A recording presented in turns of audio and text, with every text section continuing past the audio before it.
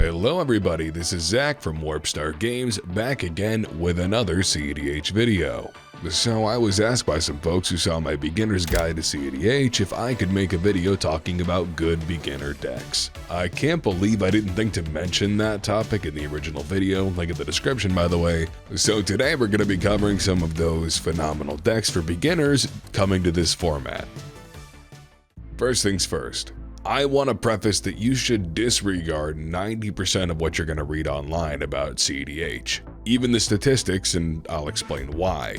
You could head to a popular website for tournament statistics like EDH Top 16 and look at the best decks in the format. Your blue farms, your kittens, your rock thrasses, sisseys, etc. And you would logically think, well, if it's the best deck in the format, it should be the easiest for me to win with, so I should start here. But let me stop you right there. These decks statistically perform the best because of the pilots playing them. They are not by any measure the easiest decks to pilot in cEDH, and they are terrible decks to learn with for quite a few reasons. Blue Farm, for example, despite being the undisputed #1 deck in cEDH in 2025, is the best deck because it can cover its own ass in multiple ways. It has multiple lines to win, multiple ways to interact with the table and stop the wins of others, multiple ways to come back when things aren't looking good. But all of these benefits of the deck require not only format knowledge and meta knowledge, but knowledge of and practice with the deck itself. You will see these decks at the top of EDH Top 16 with crazy numbers of entries, but it doesn't show you the actual amount of losses that have been had with these decks at tournaments. They're at the top of these lists because the best pilots have been winning tournaments and because they have an overwhelming amount of representation at those same tournaments. But it's not showing you the hundreds of people that have been losing games with these decks. Hundreds of people that try to get into the format with the best deck in the game and they fail. These people get frustrated and they think something's wrong because they don't understand why they're losing with the best deck. How could they lose? It's the best deck, right? It's the most powerful. I don't want this to be you. I don't want you to shell out money and time into a deck that you might not even like by the end of your cEDH journey. So if you've got 10 minutes, please let me Shark Tank pitch you some beginner-friendly decks and what the basics of what they seek to do will be. And maybe by the end of this video, I could sell you on your stepping stone into cEDH. We'll start with Tivit, Seller of Secrets. Vote or die, motherfucker, vote or die. Tivit is an Esper commander in the mid-range archetype. He is a 6-mana flying 6/6 with Ward 3. That reads on entering the battlefield or combat damage to a player. Start a vote. Each player votes for evidence or bribery, which will reward you with a clue token or treasure token respectively. You also, as a static ability, get to vote twice whenever voting happens, so this will equal out to you getting 5 clues or treasures in any combination, total, every time he triggers. The deck runs a great deal of simple interaction. Incremental value engines along with some of the most simple yet reliable win cons in all of cEDH. There exists an artifact called Time Sieve, and it's almost as if it was designed for Tivit. Or, since it came first, Tivit was designed for Time Sieve. Time Sieve reads, tap this, sacrifice 5 artifacts, take an extra turn. Simple, strong, and clear. You know what makes 5 artifacts every single turn? You're flying 6/6 with Ward 3. And I've played a Tivit deck, I know the thought process, right? You're over there thinking, wow, that's a 6-mana commander. There's no way I will ever resolve that. It'll just get countered and I'll lose a whole turn. But you haven't really played cEDH yet. It's very easy to politic with Tivit. There are very few creature counters in cEDH. Your opponents likely have Force of Will, Pact of Negation, and Mindbreak Trap in their entire deck for countering creatures or whatever. They're not even creature counters, they can just counter anything, so that includes creatures. But to commit that one linchpin in their strategy to just countering Tivit, who will enter and essentially make you some clues and treasures, is a terrible idea when there's creatures that can just win the game if they hit the board in other decks. So all you gotta do is tell them that. Tell them that they won't need to worry about Tivit, they can just give you clues. They're only going to need to worry about Time Sieve once it's on the board, not Tivit himself, he's not the problem. and they're probably going to let him through every single time. I have never had Tivit get countered in a single game I've ever played, and only a couple times has somebody considered it, and I was able to talk them out of it each time. One of the worst feelings in Commander is having a commander-centric deck and having someone immediately remove your commander. You're set back on the mana and the taxes, and now you've got nothing to do for multiple turns. But with Tivit, that's almost never going to happen once he hits the board. Not only will they not counter him, they can't deal with him once he's on the board. He is a flying 6/6 with Ward 3. Someone would not only have to run spot removal, which is very uncommon in cEDH by the way, but they'd also have to skip an entire turn by spending 3 extra mana to try and remove him. Esper is also a very forgiving color scheme to run for a deck. You get access to graveyard recursion, the best tutors in the business, protection pieces, and because of Tivit, you get a 2-card win condition in your deck, and ways to cheat it out directly onto the battlefield, winning the game that turn if they can't stop you. I cannot recommend Tivit enough. But I will caution you of one particular thing. If you play Tivit, you will run into a phenomenon that I experienced myself. Everyone at every table will expect you to deal with every threat, as opposed to them using their interaction, because you're in Esper colors. That clearly means you're a control deck and have no agency of your own, right? But it's a simple hurdle to navigate with experience and time. You can simply, word for word, tell everyone that you can't deal with everything at the table, and they will have to help you. You can just say, I will let this threat resolve off the stack if priority gets passed to me. And in all likelihood, they're going to help you out. Tivit is great, and he is a phenomenal stepping stone into cEDH that I cannot recommend enough. Next, we're going to talk about what is most likely the simplest turbo deck in the format, Magda Brazen Outlaw. Magda is a 2-mana 2/1 with a bunch of text that is a lot simpler than you think it is. She gives your other dwarves +1 attack, but whatever.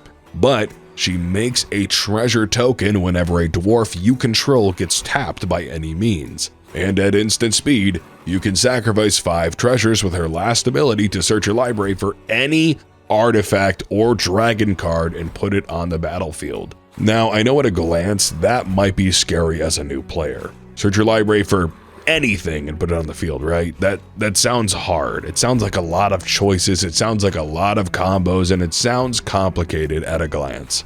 But I'm telling you, it really isn't. You have in the deck very simple lines that, once you've practiced them a few times, will present simple and effective win conditions if you can resolve Magda even once. For example, the Magda list that Brandon Austin won a $10,000 tournament with last year only runs a single dragon. And that dragon is there just to help you make more treasures at your end step to let you use Magda again. In reality, this deck is going to want to grab a few particular artifacts with Magda, primarily being Portal to Phyrexia or Mycosynth Lattice. Portal to Phyrexia is pretty self-explanatory. It is a bombastic artifact that does so much when it hits the board. But why Mycosynth, you might ask? Well, a classic combo is Mycosynth Lattice plus Karn the Great Creator. This is a 2-card win condition that will almost completely lock out your opponents from playing the game at all. They won't even be able to use their damn lands. They won't be able to activate a single thing on the entire board. Beyond this 2-card combo, there's also a toolbox of artifacts in the deck that you could grab if you need. But this comes with more experience, and it's a great stepping stone into learning combo decks and turbo in the format.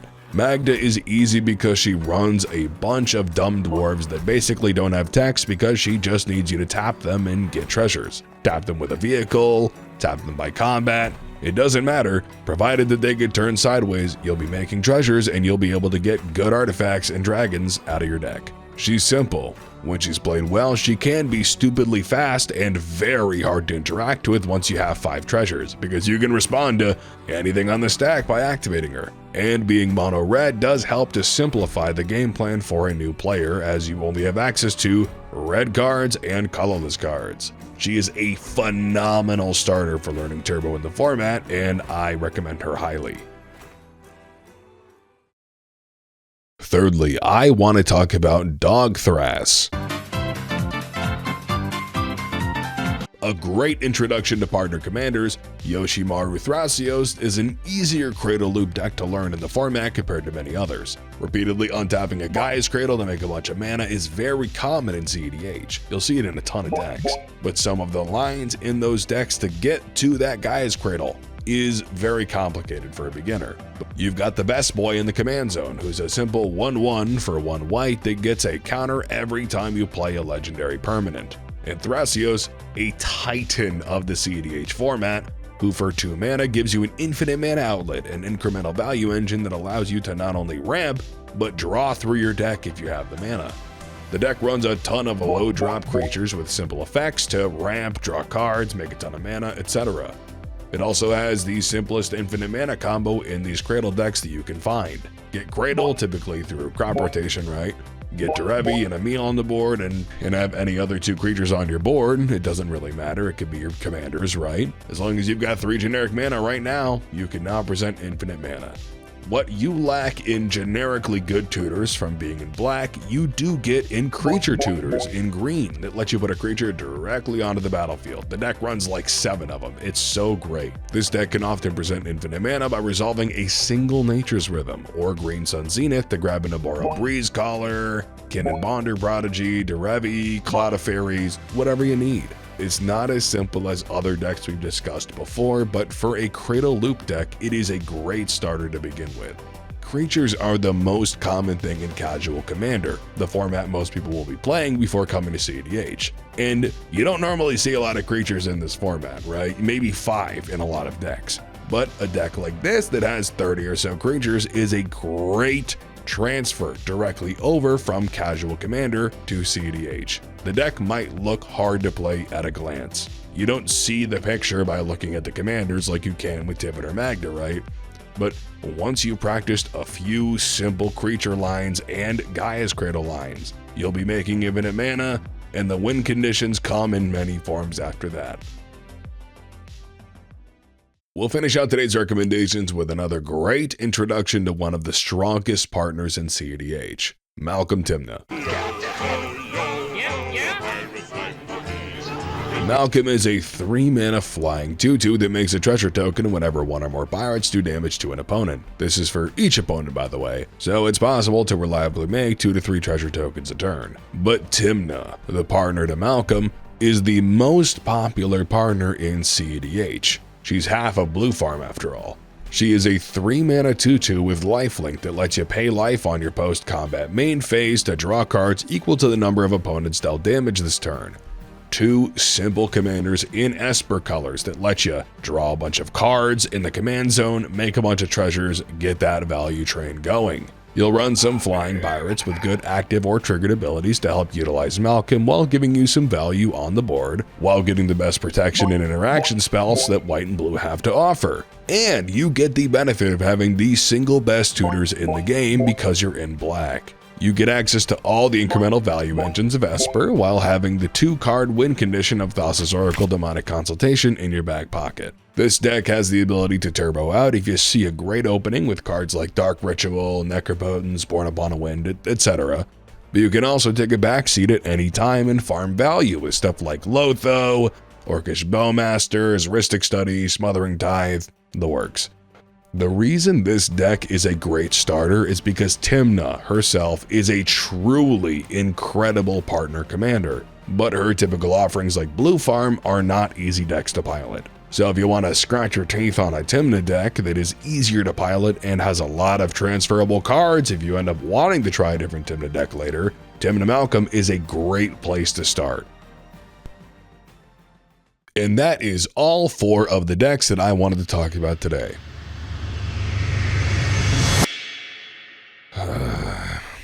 Okay, I actually do have one more recommendation, but it's a bit of an honorable mention instead of a recommendation. Vivi Ornitier.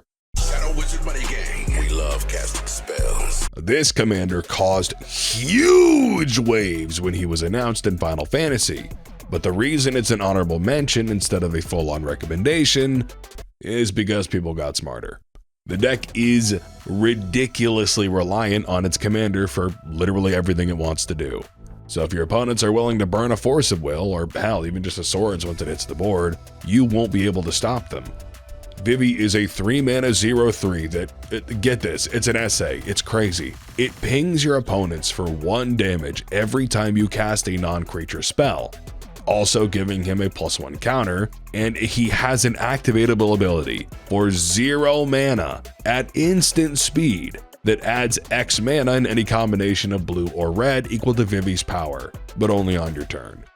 The deck runs all the fast mana that red has to offer, along with the most efficient interaction in blue. You'll utilize Vivi's pinging ability with cards like Curiosity and Tandem Lookout to draw a metric shit ton of cards and burn your opponent's life totals down to 0, while using Vivi's mana ability to ramp out powerful cards like Hullbreaker Horror to close out a game. This is a very simple deck to pilot, and unfortunately it is a very fickle deck at the same time. Everyone in the format knows that the deck entirely relies on Vivi for almost everything it wants to do, so the likelihood of the table bullying you until you've lost is very high. If you like Storm decks and casual, Vivi's not a bad stepping stone for getting into cEDH, but I caution you, just be ready for people to immediately try to stop you at the drop of a hat or blinking at them the wrong way.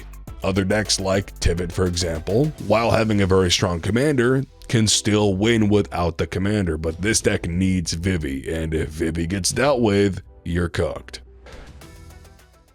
For now, folks, that will be all. For real this time. Let me know in the comments what you'd like to see next on WarpStar Games, and I would be happy to provide. We do plan on opening an LGS in 2026, so if you want to help make that happen, we're broke by the way, like and subscribe, but there's other ways to support us too. If you want to support our mission of bringing the gift of friendly competition to more people, please check out our Patreon we'll be making soon, or maybe buy cards from us on TCG Player at the link in the description.